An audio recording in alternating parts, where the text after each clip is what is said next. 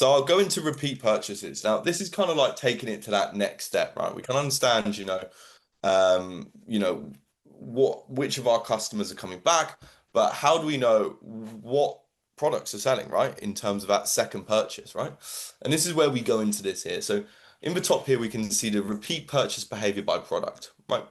And it's pretty self-explanatory. I'm not going to like read out the different areas.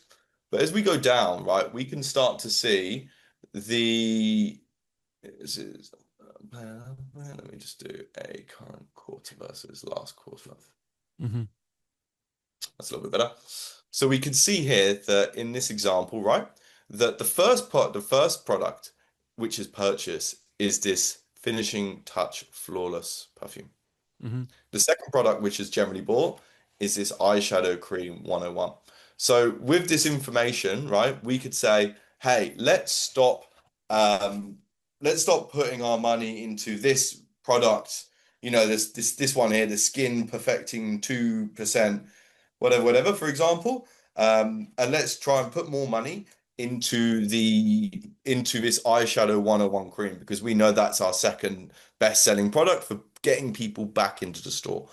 So allowing you to kind of have these analytic metrics will allow you to kind of create more data-driven back decisions rather than kind of having a little look and trying to like just kind of work it out by, previous sales, these sorts of things like that. Look, so customer purchase path in the lower part. Can you scroll down to it, please? I'm just trying to understand. Let's say first they buy the finishing touch flawless perfume. Second product means the one they buy after it in the same purchase, kind of in the same session, or generally the first they buy this one and then maybe 3 days after they come back and buy this one from us, or how exactly? Maybe I misunderstood a little. Yeah, no, great question. So from my understanding, okay, right, Yeah. this is the average days between purchases. So generally, like the first purchase will be Ah. taken from this one, and Uh-huh. then the second purchase will be this, and then the days between purchasing is on average 18 days. Uh-huh.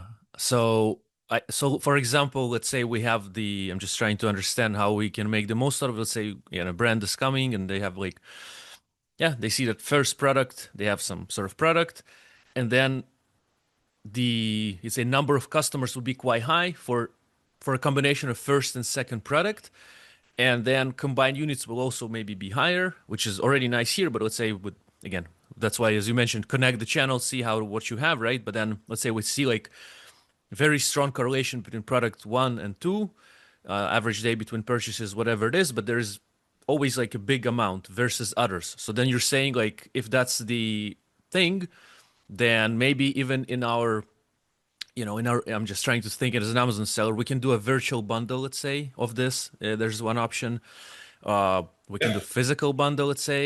That's of course will take more time, but or we can just, on our listings, emphasize that look, this is popular amongst our customers, like the second one. So why don't you go get it?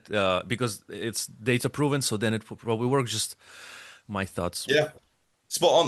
No, that's it. And this is where I see it more coming into like that advertising space, right? What product do we maybe market? Hmm. To those, first time purchases, which are more likely to convert. Or like you said, like we know that this product is generally the second thing bought, right? Let's put that as a recommended or purchased with type product. Hmm. Okay, cool, man. Thank you. Interesting metric to look at. Yeah.